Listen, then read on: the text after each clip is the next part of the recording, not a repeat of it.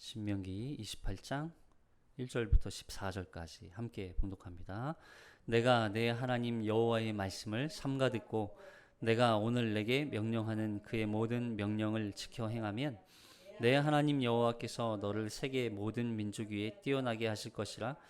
내가 내 하나님 여호와의 말씀을 청종하면 이 모든 복이 내게 임하며 내게 이르리니 성읍에서도 복을 받고 들에서도 복을 받을 것이며 내 몸의 자녀와 내 토지의 소산과 내 짐승의 새끼와 소와 양의 새끼가 복을 받을 것이며 내 광주리와 떡반죽 그릇이 복을 받을 것이며 내가 들어와도 복을 받고 나가도 복을 받을 것이니라. 여호와께서 너를 대적하기 위해 일어난 적군들을 내 앞에서 패하게 하시리라. 그들이 한 길로 너를 치러 들어왔으나 일곱 길로 도망하리라. 여호와께서 명령하사 내 창고와 내 손으로 하는 모든 일에 복을 내리시고 내 하나님 여호와께서 내게 주시는 땅에서 내게 복을 주실 것이며 여호와께서 내게 맹세하신 대로 너를 세워 자기의 성민이 되게 하시리니 이는 내가 내 하나님 여호와의 명령을 지켜 그 길로 행할 것임이니라. 땅의 모든 백성이 여호와의 이름이 너를 위하여 불리는 것을 보고 너를 두려워하리라. 여호와께서 내게 주리라고 내 조상들에게 맹세하신 땅에서 내게 복을 주사 내 몸의 소생과 가축의 새끼와 토지의 소산을 많게 하시며 여호와께서 너를 위하여 하늘의 아름다운 보고를 여시사 내 땅에 때를 따라 비를 내리시고 내 손으로 하는 모든 일에 복을 주시리니 내가 많은 민족에게 꾸어 줄지라도 너는 꾸지 아니할 것이요 여호와께서 너를 머리가 되고 꼬리가 되지 않게 하시며 위에만 있고 아래에 있지 않게 하시리니 오직 너는 내가 오늘 내게 명령하는 내 하나님 여호와의 명령을 듣고 지켜 행하라. 내가 오늘 너희에게 명령하는 그 말씀을 떠나 좌로나 우로나 치우치지 아니하고 다른 신을 따라 섬기지 아니하면 이와 같으리라. 아멘. 이 말씀에 은혜 있으시기 바랍니다. 우리가 읽은 이 본문 14절까지가 사실 복에 대한 말씀이고요. 뒤에 15절부터 68절까지는 저주에 대한 말씀이에요. 우리가 지난 시간에 이 이스라엘 민족 6지파를 두 부류로 나눠서 여섯 지파는 그리심산에 그리고 6지파는 에발산에 세우죠. 그리고 그 중앙에서 세겜 골짜기에서 레위 지파 레위인들을 통해서 한쪽에는 축복의 말씀이 선포되고 한쪽에는 저주의 말씀이 선포되는 걸 우리가 살펴봤어요. 그리고 그 말씀에 모든 이스라엘 백성들이 아멘이라고 화답을 했습니다. 그렇게 되기를 바랍니다. 그러면 그 이야기를 듣는 사람들은 저주가 선포되는 그 저주에 대해서 기뻐하지 않겠죠. 자기가 원해서 저주를 선택한 게 아니잖아요. 그냥 나눠준 것 뿐이에요. 근데 거기에서 너희는 선택하라는 거예요. 저주를 선택할지 축복을 선택할지. 그럼 당연히 축복을 선택하는 것이 마땅하죠. 그렇게 또 축복을 받고 싶은 게 사람의 또 심리고. 그렇게 해서 이제 이스라엘 백성들에게 복과 저주가 선포되는데 오히려 복에 비해서 저주가 더 많이 선포가 돼요. 이 신명기 28장에서 가장 긴 본문이에요. 68절까지. 이 아주 긴 내용에 축복이라는 내용보다 저주에 해당되는 내용이 3분의 2, 3분의 1 비율로 따져도 너무 차이가 많이 나죠. 왜 축복보다 저주를 더 많이 선포했을까? 그만큼 모세가 이 이스라엘 백성들에게 이 복과 저주에 대해서 아주 자세하고도 또 모세는 알잖아요. 이스라엘 백성들이 하나님이 어떠한 복을 주셨는지에 대해서 너무 잘 알고 있고 그리고 그 복을 이스라엘 백성들이 지금까지 광야 40년 그리고 이 요단 동편을 거쳐오는 과정을 통해서 이스라엘 백성들이 어떻게 불순종하고 하나님 앞에 범죄했는지를 너무 잘 알고 있기 때문에 이스라엘 백성들은 이 가나안 땅에 들어가서 또다시 하나님 앞에 범죄하게 될 것을 모세는 너무 잘 알고 있는 거죠. 그러다 보니까 미연에 방지하기 위한 어떤 그런 목적도 있었을 거예요. 그래서 아주 구구절절하게 모세는 이 저주에 대해서 이야기를 많이 하고 있는 것 같아요. 우선 이 28장은 두 부분이라고 말씀드렸어요. 1절부터 그렇죠. 1절 세 부분으로 보는군요. 1절부터 2절은 서론에 해당돼요. 너희가 이 말씀을 지킬 때에 삼가 듣고 명령을 지켜 행하면 너희가 모든 복을 받고 민족 위에 뛰어나게 될 것이다. 너희가 여호와 말씀을 청종해야 한대. 이걸 이제 당면성으로 보여주는 거고, 그리고 이제 14절까지 축복, 복에 대한 말씀을 우리 너무 사실 신자라면, 성도라면 이런 복에 대한 말씀을 한 번 이상은 꼭 들어봤을 거예요. 특히 머리가 되고 꼬리가 되지 않고 들어가도 복을 받고 나와도 복을 받고 이런 복에 대한 말씀을 항상 들어왔을 거예요. 기도할 때도 이거 관련해서 기도 많이 우리가 하잖아요.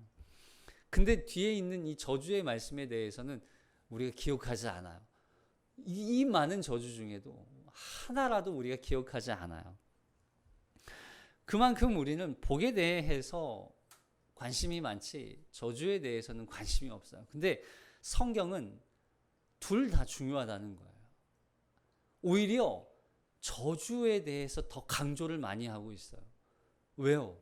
이유가 중요한 거예요. 그 이유를 우리가 한번 살펴보기를 원합니다. 자, 1절 먼저 볼게요. 1절 시작.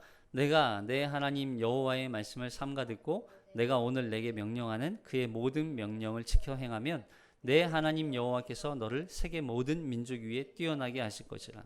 여기 내 하나님 여호와의 말씀을 삼가 듣고라 하죠. 삼가 듣고. 그러니까 이스라엘 백성들이 이 하나님 여호와의 말씀을 우선 들으라는 거예요. 들어야 되는 거죠. 들어라. 그리고 여기 내가 오늘 내게 명령하는, 그러니까 모세가 오늘 너희에게 명령하는, 너희에게 지금 명령하고 있는 누구의 말씀? 그의 모든 명령, 하나님의 명령을 너희가 지켜 행하면, 그러니까 모세는 대언자고 하나님의 명령을 가르쳐주고 있는, 선포하고 있는 거, 명령을 명령하고 있는 거죠. 그 명령을 너희가 지켜 행하면, 여기서 그의 모든 명령은 이제 하나님이 말씀하신 모든 명령이죠. 십계명뿐만 아니라 지금까지 오면서 세세하게 기록하였던 612개, 14개의 이 계명들을 너희가 다 지켜 행하면, 그러면 뭘 어떻게 된다는 거예요? 너희가 세계 모든 민족 위에 뛰어나게 될 것이다. 하나님이 그 민족을 뛰어나게 하실 것이다. 그러니까 여기서 삼가 듣고라는 말을, 이게 우리가 조금 더 이제 알기 쉬운 표현으로는 경청하다는 표현이에요. 경청하다. 경청이 무슨 뜻이에요? 상대방이 하는 말을 귀 기울여 듣고 또 그 의도까지 파악하는 게 경청이잖아요. 그러니까 여기서 이 삼가 듣고라고 하는 말이 쏴마라는 단어인데, 이 말은 중복이에요. 듣고 또 들어라. 듣고 또 들어라. 우리가 참 경청이 안 돼요. 그냥 저도 아내의 말을 경청을 잘 안 해가지고 많이 혼나죠. 경청이 잘 안 돼요. 왜요? 경청을 하고 그 경청이 어떻게 행동해야 되는지까지 가지 않는 거예요. 이게 사람의 어떤 이 한계라고도 할 수 있고, 또 그 말에 주의를 기울이지 않는 거예요. 그러니까 이 듣고 또 들으라, 이 말은 하나님의 말씀을 순종하기 위해서는 들어야 되는데, 그냥 한 번 듣고 끝나는 게 아니라 어떻게 해요? 반복적으로 들어야 되는 거예요. 듣고 또 들어야 그 말씀이 새겨지는 거죠. 그래서 여기에 먼저 너희가 듣고 주의해서 신중하게 듣고 또 듣고 그래야 순종이 가능하다는 거죠. 그래서 이 본문을 NIV 영어 성경으로 보면 이게 조금 더 의미가 이렇게 드러나요. 한번 볼게요. NIV 성경을 보면 이렇게 돼 있죠. If you fully obey the Lord. 그러니까 만일 내가 온전히 순종하면이에요. 온전히 순종하면. fully obey. 온전히 순종하면 누구의? 내 하나님 여호와를. Lord your God. 내 하나님 여호와를 어떻게 하면? 온전히 순종하면. 근데 온전히 순종을 어떻게 하라는가? 그리고 and 주의하여 carefully follow. carefully 그러니까 주의해서 따라가면 뭐를? all his commands 그의 모든 명령을 주의해서 따라가면 그리고 오늘 I give you today 오늘 너에게 주어진 모든 명령을 그러니까 이런 거예요. 오늘 너에게 주어진 모든 명령을 주의해서 그 주의해서라는 건 듣고 또 듣고라는 거죠. 주의해서 듣고 또 듣고 그 들은 대로 따라가면 이 번역이 우리 번역이 마치 그렇게 따라가면 행하면 이 행함이 좀 강조가 돼 있잖아요. 그래서 너희가 삼가 듣고 오늘 내게 명령한 그의 모든 명령을 지켜 행하면이라고 해요. 행하면이라고 하니까 이 행함이 우리로부터 이 행함이 나오는 것처럼 표현이 돼 있어요.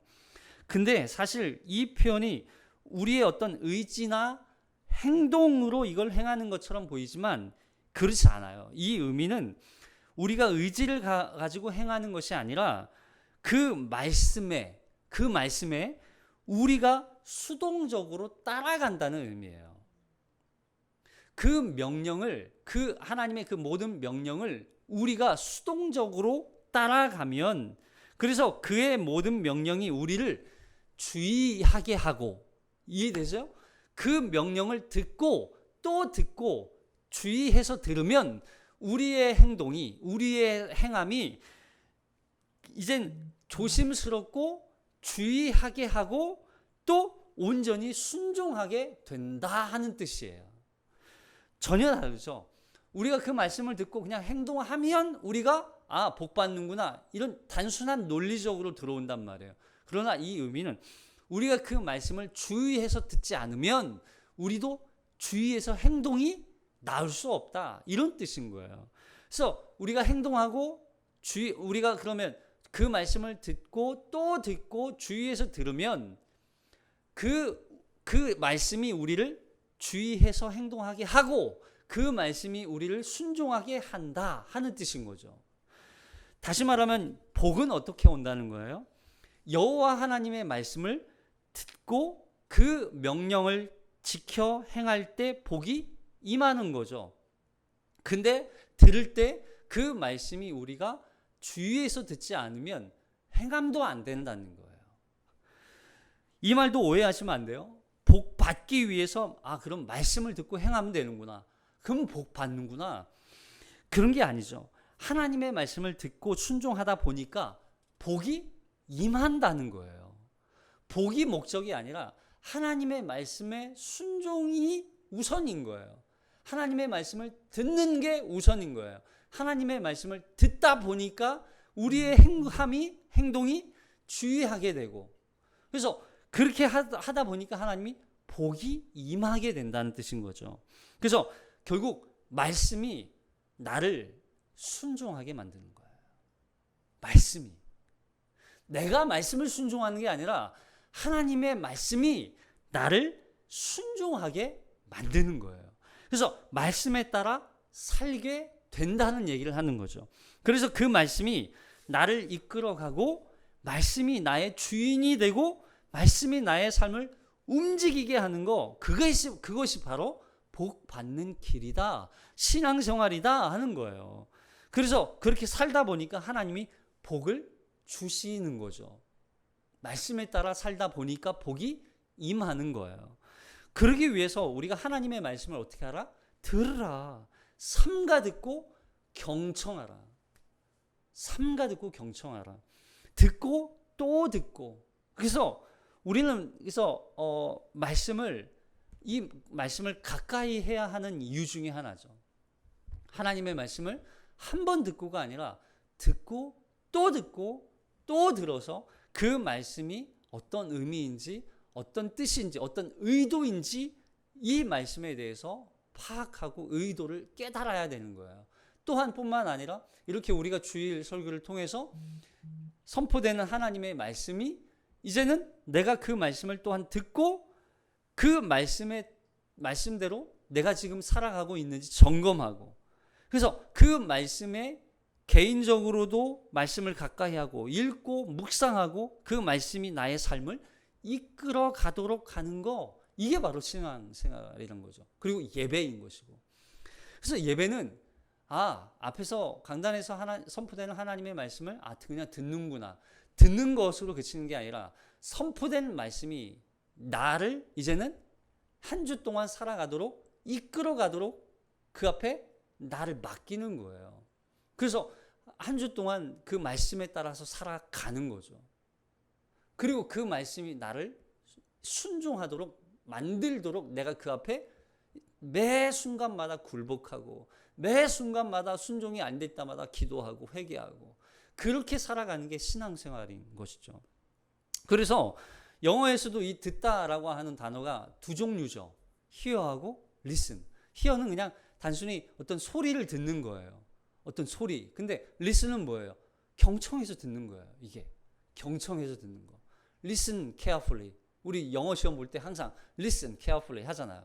왜요? 주의해서 신중하게 듣지 않으면 문제를 풀 수 없으니까. 그런 의미로 나오는 거예요. 그렇게 말씀이 우리를 이끌어 갈 때 우리가 세계 모든 민족 위에 뛰어난 민족이 되게 하시겠다는 거예요. 왜요? 하나님의 말씀이 복이니까. 하나님의 말씀이 생명이니까. 그 말씀대로 살아가는 이 민족. 여러분 생각해 보세요. 당시 가나안도 그 당시에는 이스라엘 백성들은 지금 노예로 지금 이렇게 살다가 400년, 430년 동안 노예살이 하다가 왔잖아요. 이 가나안 땅에 와서 그냥 원래 민족도 아니었고 그냥 이렇게 부락 같은, 근데 이게 점점 인원이 많아지니까 민족처럼, 예? 근데 민족임에도 불구하고 나라가 아니에요. 아직 부강한 나라, 어떤 뭐 문화가 발전되었거나 뭐 가치관이 형성된 그런 나라이거나 아니면 어떤 군사력이나 정치, 경제 뭐 이거 아무것도 없는, 근데 그 가나안 땅이나 그 이방 그 다른 지역에 있는 나라들은 문명이 발달하고 어떤 군사력이 있고 법이 있고 그런 나라들이 있었단 말이에요. 근데 이스라엘은 그냥 오합지졸해요. 그런데 이런 이스라엘 민족이 그런 세계의 그 뛰어난 민족들보다 더 뛰어나게 된다? 그럼 이건 상상할 수 없는 그런 하나님의 나라가 세워진다는 거예요. 이거 어떻게 가능해요? 뭐 위에 세워져 있기 때문에? 말씀 위에 세워져 있기 때문에. 말씀이 기초가 되어져 있기 때문에. 그런 뛰어난, 오늘날로 따지면 아무것도 아닌 그냥 그 이민자들과 같은 그런 민족이 미국보다 더 뛰어난 민족이 되게 하겠다는 거예요. 이게 말이 되냐고요? 안 되죠. 근데 하나님은 하시겠다는 거예요. 이게 복이라는 거죠. 자, 그리고 이 복은 어떤 누군가에게만 주어지는 개인적인 복이 아니라 민족 차원의 복이에요. 그래서 하나님이 주시는 복이라는 것은 단순히 나만 잘 먹고 잘 살기 위해서 주어지는 것이 아니라 민족을 위한, 하나님의 나라를 위한, 하나님의 영광을 위한 복이라는 거예요. 여러분 오해하시면 안 돼요. 항상 복이라고 하는 건 나 한 사람을 위한, 아니면 누군가를 위한, 누구 한 사람을 위한 복이 아니라 그 민족, 하나님의 나라, 하나님의 영광을 위해서 주신 복이라는 거예요. 그러니까 우리가 어떤 하나님의 은혜로 뭐 복 받을 수 있죠. 하나님이 정말 어떤 사업의 성공을 하나님이 허락해 주실 수도 있어요. 하나님이 어떤 물질적인 복, 하나님이 어떤 건강의 복 주실 수 있어요. 그게 개인을 위한 목적이 아니라 하나님의 영광을 위한 목적이라는 거예요. 그러면 그걸 어떻게 잘 사용해야 하는지에 대한 결론이 생기죠. 목적이 생기죠. 그게 복에 하나님이 주신 복을 주신 어떻게 사용해야 하는지 우리가 가져야 할 자세이고 태도예요. 그러니까 나만 위한 게 목적이 아니라는 거죠. 자, 그러면서 복이 임한다. 내게 이 모든 복이 내게 임한다. 자, 2절 볼게요. 2절 시작. 내가 내 하나님 여호와의 말씀을 청종하면 이 모든 복이 내게 임하며 내게 이르리니. 복이 임하고 그 복이 내게 이른다. 이 말은 하나님의 말씀에 따라 말씀대로 사는 자는 어떤 특별히 복을 구하지 않아도 하나님의 은혜와 복이 주어진다는 거예요. 전혀 다르죠. 근데 여기서 말하는 이 복이라는 말은 무슨 뜻이냐면 바라크라는 단어인데 이 바라크가 경배하다 하는 뜻으로도 우리가 이제 사용되어지는데 여기서 쓰인 이 단어는 무릎을 꿇다, 경배하다, 높이다 그런 뜻이에요. 무릎을 꿇다. 그러니까 무슨 얘기냐면 하나님의 말씀 앞에 무릎을 꿇는 상태, 그게 복이라는 거예요. 그럼 복을 자꾸 우리가 복 받으면 막 성공하고 이름을 떨치고, 예? 우리가 뭐 이렇게 시상식 같은 거 보면 하나님께 영광입니다. 이 모든 영광 다 하나님께 돌립니다. 내가 이렇게 성공한 건 다 하나님의 영광입니다. 그러면 이게 복이 아니라 복은 하나님의 말씀 앞에 내가 무릎 꿇게 되는 거, 그게 복이라는 거예요. 그래서 때로는 그렇게 높아지고 성공하는 것만 복이 아니라 때로는 우리를 하나님이 어떻게 하세요? 낮추실 때가 있어요. 고난과 어려움과 핍박과 환난으로 하나님이 우리를 낮추실 때가 있어요. 그때도 복이라는 얘기예요. 그래서 우리가 하나님의 어떤 복을 받으면 이 세상의 모든 것들이 우리 앞에 무릎을 꿇게 되는 그런 것이 복이 아니라 우리가 하나님의 여호와의 말씀 앞에 엎드려지고 그 말씀 앞에 무릎 꿇게 되는 거, 그것이 진짜 복이라는 거예요. 여러분, 복을 자꾸 세상이 말하는 그런 복으로 생각하면 안 되는 것이죠. 세상적인 복은 일시적이고 잠깐 있다가 사라지는 것들이에요. 그러나 하나님이 주시는 복은 영원한 복이에요. 영원한 복. 사라지지 않아요. 하나님이 우리에게 한 번 주시면 그 복은 영원한 거예요. 그래서 세상에서 말하는 물질적인 것이나 어떤 건강이나 성공을 복이라고 말하지 않아요. 그게 복이 아니에요. 그것들은 잠깐 있다 사라지는 것들이에요. 마치 안개처럼. 그러나 하나님이 주시는 복은 말씀 앞에 엎드리고 무릎 꿇게 되어서 오히려 하나님의 말씀이 드러나고 하나님의 말씀이 영광받고 하나님이 영광 받으시는 거, 이게 바로 복이라는 거예요. 말씀이, 그래서 복은 말씀이 가져다 주는 거예요. 우리가 복을 찾기 위해서 막 수고하고 애써서 복을 얻는 게 아니라 말씀이 우리에게 복을 가져다 주는 거예요. 그래서 그것이 영원한 복이 되는 것이다 하는 것이죠. 그래서 성경에서 말하는 복은 단순히 외적인 것만 얘기하는 게 아니라 항상 하나님 영적인 복, 하나님, 그래서 복을, 말씀이 우리에게 복을 가져다 주기 때문에 그 말씀하신 그 하나님을 우리가 소유하는 게 복인 것이죠. 그래서 결국에는, 그래서 하나님이 우리의 복이시기 때문에 우리는 그 말씀에 순종하게 된다 하는 것이죠. 우리가 막 말씀을 순종하기 위해서 애를 쓰는 게 아니에요. 하나님을 가까이 하고 하나님과 함께 있으면 그 말씀에 그냥 순종하게 되는 것이고, 그 말씀이 복을 가져다 주니까 복 받게 되는 것이고, 이런 원리가 생기게 되는 거예요. 근데 우리가 언제 여기 이제 그렇게 받는 복이 뭐 항상 어떤 이렇게 정해진 복이 아니라, 여기 보니까 3절에 보니까 언제 어디서든지 그 복이 우리에게 주어진다는 것이죠. 3절 6절까지 시작. 성읍에서도 복을 받고 들에서도 복을 받을 것이며 내 몸의 자녀와 내 토지의 소산과 내 짐승의 새끼와 소와 양의 새끼가 복을 받을 것이며 내 광주리와 떡반죽 그릇이 복을 받을 것이며 내가 들어와도 복을 받고 나가도 복을 받을 것이니라. 우리 이 말씀 정말 좋아하죠. 이게 참 물질적인 복, 어떤 건강의 복, 또 어떤 형통의 복, 이걸 다 복이라고 그래요. 내가 들어와도 복을 받고 나가도 복을 받고, 우리가 어딜 가든지 다 복을 받는다는 얘기예요.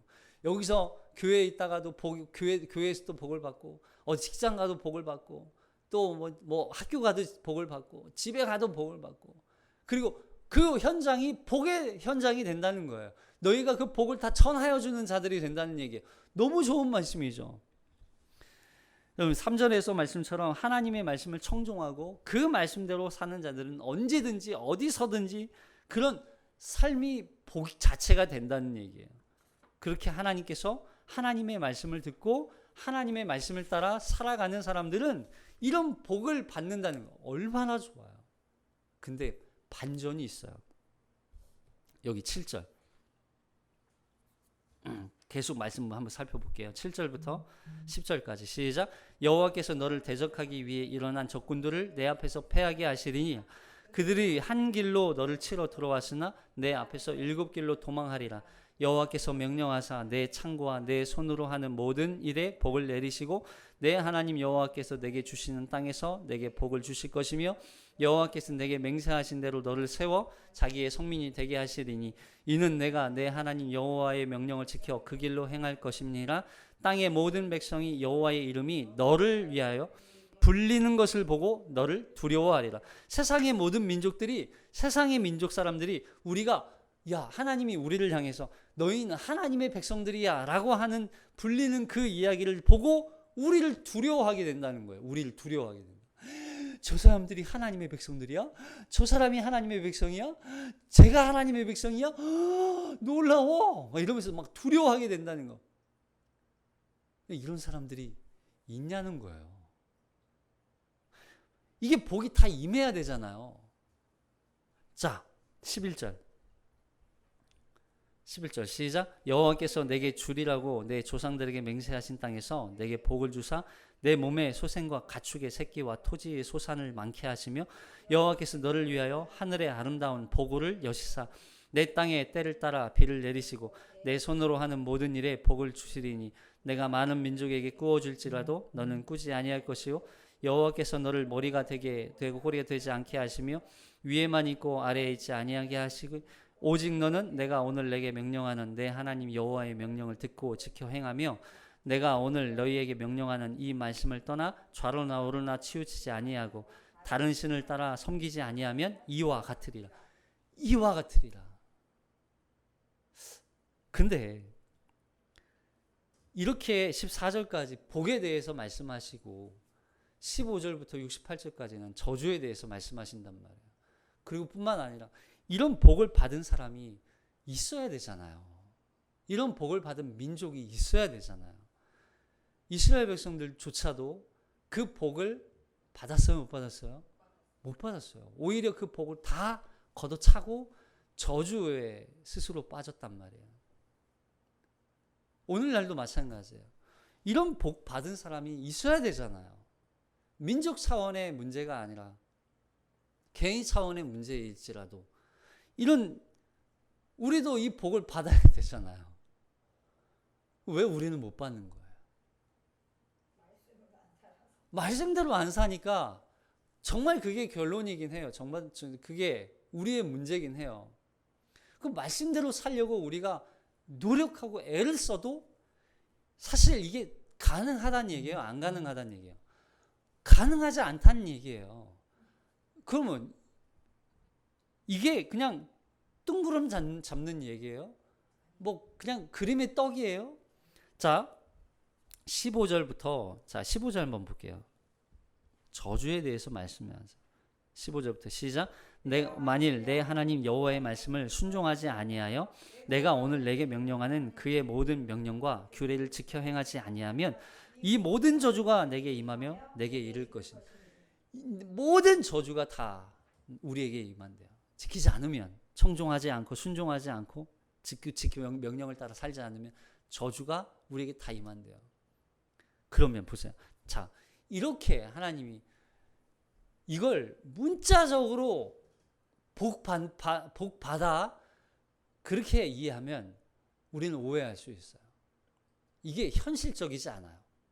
자, 하나님이 이렇게 복과 저주를 이렇게까지 말씀하시는 이유는 첫 번째는 뭐냐면 이스라엘 백성들이 미워서가 아니에요.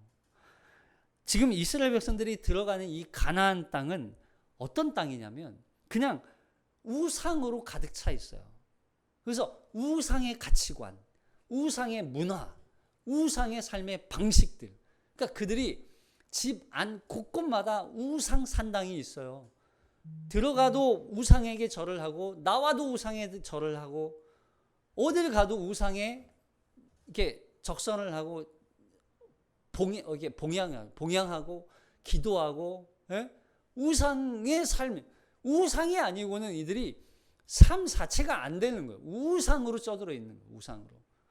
그런 가나안 땅에 들어가서 가나안 땅 그것을 또 하나님이 진멸하라고 말씀하셨는데 진멸해야 되고 쫓아내야 되고 다 불태워 없애야 되는데 그런 땅에 들어가서 살아야 할 이스라엘 백성들이란 말이에요.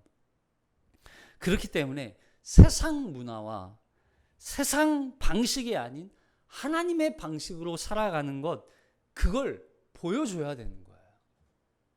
그걸 그렇게 살아가는 자들이 얼마나 하나님 앞에 복된 자인지를 보여주는 거죠. 복된 자인지. 자, 그리고 28장에 나오는 복과 저주를 문자 그대로 이해하면 안 돼요. 정말로. 왜냐하면 이렇게 율법 지키면 말씀에 순종하면 복 받는다? 그럼 이렇게 복을 받은 사람이 있어야 되는데 없단 말이에요. 그리고 여기서 말씀대로 살아서 복을 받은 사람들, 이게 그 순복음에서는 이게 삼중 축복이 있대요. 삼중 축복. 이게 우리도 말씀 아는 거예요. 내 영혼이 잘된 같이 영혼이 잘되고 범사에 잘되고 그리고 강건함, 이게 삼중 축복이래요. 그래서 이 축복을 이제 순복음에서는 계속 강조하더라고요. 그리고 5대 복음이 있대요. 중생의 복음, 성령 충만의 복음, 신유의 복음, 축복의 복음, 재림의 복음. 이게 이제 순복음에서 얘기하는 삼중 축복, 5대 복음. 이런 복을 받은 사람이 있어야 되잖아요. 이게 근데 없어요. 실제로 이게 나타나지 않아요. 문자적으로 이게 해석되지 않는다는 얘기예요.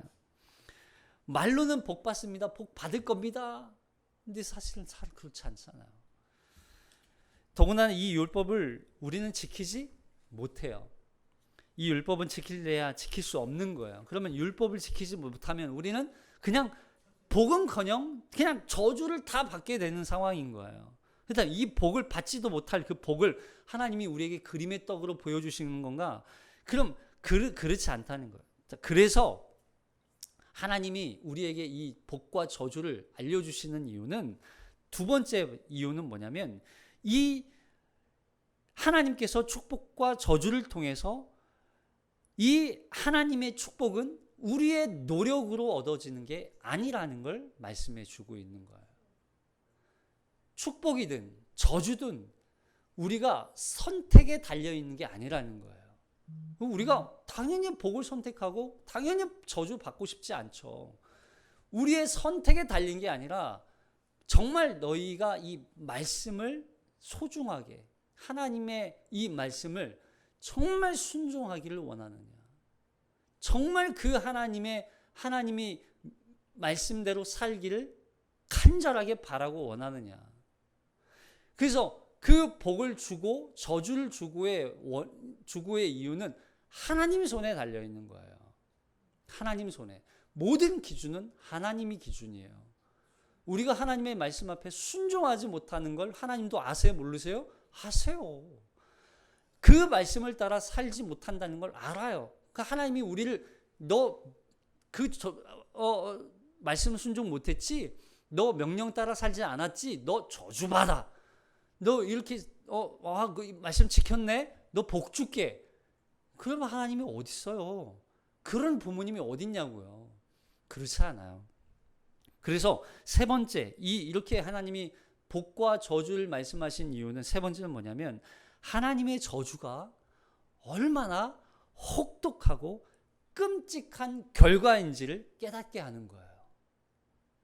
그래서 67절에 가면 뒤에 부분 여기 65절부터 볼게요. 65절, 67절 시작. 그 여러 민족 중에서 내가 평안함을 얻지 못하며 내 발바닥이 쉴 곳도 얻지 못하고 여호와께서 거기에서 내 마음을 떨게 하고 눈을 쇠하게 하고 정신을 산란하게 하시리니 내 생명이 위험에 처하고 주야로 두려워하며 내 생명을 확신할 수 없을 것이라. 내 하나님의 두려움과 눈이 보는 것으로 말미암아 아침에는 이르기를 아하 저녁이 되었으면 좋겠다 할 것이요 저녁에 이르기를 아하 아침이 되었으면 좋겠다 하리라. 그러니까 지금 막 저주가 임하고 막 모든 게 다 망하고 있는 상황이에요. 뭐 건강도 그렇고 정신도 산란하고. 그러니까 아침이 되니까 뭐라고 그러고요? 저녁이 되니까 뭐라고 얘기하는 거예요? 빨리 아침이 왔으면 좋겠다. 왜요? 고통스러우니까. 아침이 되니까 빨리 저녁 왔으면 좋겠다. 시간 빨리 갔으면 좋겠다. 빨리. 무슨 얘기냐면 빨리 죽었으면 좋겠다는 얘기예요. 빨리 죽었으면 좋겠다. 이 고통 너무 고통스러우니까 빨리 죽었으면 좋겠다. 근데 하나님이 빨리 데려가지 않잖아요. 또 하나님의 심판이 얼마나 끔찍한지 얼마나 두려운 심판인지를 그냥 빨리 하나님 앞에 죽었으면 좋겠다. 하나님 이 고통으로부터 빨리 나를 좀 지나가게 해주세요. 도대체 왜 나를 아직도 이렇게 살려두시는 거예요? 빨리 지나갔으면 좋겠다. 왜요? 고통의 끔찍함을 아니까. 그래서 우리가 이 하나님의 이 저주로 인하여 당하게 될 정말 끔찍한 결론을 우리가 깨닫게 하기 위해서 얼마나 끔찍한지 얼마나 두려운 심판인지를 알게 하는 거예요. 그래서 그 저주를 받지 않기 위해 말씀에 순종하는 것을 당연하게 여기는 거죠. 그리고 마지막 네 번째는 뭐냐면 불순종으로 인하여서 저주를 받는다는 것은 멸망시킬 목적이 있어야 되잖아요. 사실은 너 이렇게 저주 받을 거야. 너 이 저주 받으면 어떤 결과인지 알아? 멸망이야. 너 죽어. 이거잖아요. 근데 그 의도는 하나님이 여러분 우리 자녀들에게도 똑같잖아요. 너 이거 만지면 다쳐. 너 혼나. 말 안 들어. 매 들고 와. 회초리 때린다. 정말 그 회초리 때려서 이 아이가 잘못되는 데까지 때리는 게 목적이 아니란 말이에요. 뭐예요? 매를 대서라도 이 아이가 바른 길을 가도록 하기 위한 목적이 있단 말이에요. 그러니까 하나님이 저주를 내리시는 이유는 그 저주로 이 이스라엘 백성들을 멸망시키기 위한 목적이 아니란 말이에요. 제발 그 길만은 가지 않기를 바라시는 그 하나님 아버지의 마음이 담겨 있는 거예요. 그리고 그렇게 저주를 받는다 할지라도 돌이키면, 그죠? 돌이키면 하나님의 말씀을 청종하고 지키면 어떻게 하시겠다는 거예요? 다시 복을 주시겠다는 거예요. 이게 하나님 아버지의 마음이란 말이에요. 간절한 마음. 그래서 축복도 사실은 은혜지만 저주도 뭐예요? 은혜예요, 은혜. 그래서 제가 제목을 뭐라고 했어요? 복과 저주의 은혜라고 그랬어요. 복과 저주의 은혜. 우리는 생각하죠. 저주받고 어려운 가운데 또 환난 가운데 하는 일도 다 망하고 또 나가도 복을 받고 들어와도 복을 받는다 했는데 나가도 복이 아니라 저주고 들어가도 저주고 하는 일마다 실패하고 건강은 다 망하고 사업은 실패하고. 여러분 이런 저주가 어디 있어요? 이게 사람이 사는 저주 인생이에요? 그냥 빨리 죽었으면 좋겠다고 외치는 이게 고통이잖아요. 욥도 마찬가지처럼. 근데 이게 하나님의 은혜라고 고백할 수 있는 건 그 저주가 하나님이 우리를 망하게 하기 위한 목적이 아니라고 하는 거예요. 그래서 다시 돌이킬 수 있는 기회를 하나님은 항상 남겨놓으셨어요. 이 결론이 아니라고요. 저주가 결론이 아니라고요. 돌이켜 다시 하나님의 말씀 앞으로 돌아오기만 하면 하나님은 얼마든지 우리를 덮어주시고 다시 용서하시고 다시 싸매주시고 다시 회복시키셔서 하나님이 주실 그 놀라운 상상할 수 없는 그 축복들을 우리에게 주시기를 기다리고 계신단 말이에요. 이게 하나님의 사랑이고 은혜예요. 이걸 하나님의 은혜라고 얘기하는 거예요. 우리를 하나님은 망하게 만들기를 원하지 않는단 말이에요. 하나님은 우리가 망하지 않기를 원해요. 어디 부모가 자녀가 망하기를 원하겠어요. 우리 하나님은 우리의 아버지시란 말이에요. 근데 그 하나님이 우리에게 그럼에도 불구하고 이 저주를 내리시는 건 우리가 빨리 하나님 앞에 돌이켜 하나님 앞으로 돌아오도록 만들기 위한 하나님의 은혜였다는 걸 고백하게 되는 거예요. 사랑하는 성도 여러분, 우리는 다 축복을 원해요. 저주를 싫어하죠. 그러나 그렇다고 해서 우리가 다 축복만 받는 삶을 살 수 있는 건 아니라는 거예요. 그 은혜와 사랑을 붙들고 말씀이 우리의 생각과 마음과 감정과 우리의 행동까지 우리를 지배하여서 그 세상 문화와 가치관 속에서도 하나님의 방식대로 하나님의 말씀대로 순종하는 그러한 하나님의 자녀들로 살기를 원하신단 말이에요. 그들을 통하여서 하나님은 하나님의 영광이 나타나기를 원하세요. 근데 뿐만 아니라 그 하나님의 방법으로 그 하나님의 영광을 위해서 살아내는 우리가 하나님이 저주하셔서 망하기를 원하시는 분이 아니라 그 저주 가운데서도 그 어려움 가운데서도 하나님은 우리를 살리기를 원하시는 거예요. 그 한 주 동안 우리가 다시 하나님의 그 은혜를 기억하며 그 하나님의 자비하심과 사랑을 기억하며 그 말씀에 순종하기 위하여 오늘도 애쓰며 또 내일도 애쓰며 분투하며 싸우며 살아내는 저와 여러분이 되시기를 주님의 이름으로 축복합니다. 기도하겠습니다.